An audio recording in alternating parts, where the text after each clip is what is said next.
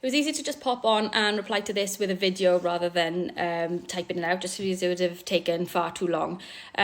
So without seeing baby and knowing exactly what the scenario was on the day, it really is impossible to give you a definitive answer.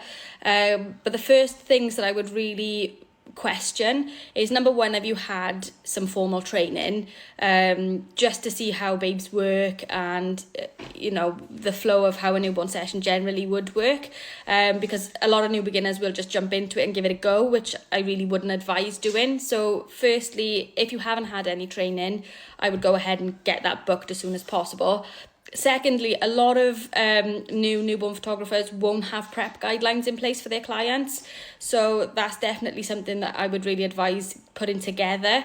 When babies are fed and they're still unsettled, there's a few different things that could be going on there. Typically, it would potentially be wind, or it could be the room itself. So what temperature is the room? How warm is it? We like to go for around 28 degrees Celsius. That tends to be the sweet spot for it being nice and toasty.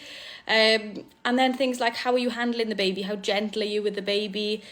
There's a lot of different scenarios that could obviously cause them to cry, which is not what you want in a session. And it can be quite stressful, and it can be, really disheartening when you do start. But that's, again, why we really do say make sure that you are getting some training so that you've got that confidence, because a newborn will really pick up on your lack of confidence as well. So you really do need to make sure that you know exactly what you're doing, and you're confident and comfortable with handling and posing the baby. If you've got any specific questions, then I'm more than happy to answer those as well.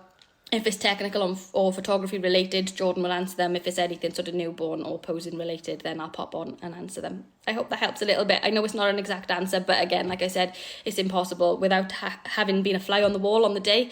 We can't really give you a solid answer of what happened in that particular session.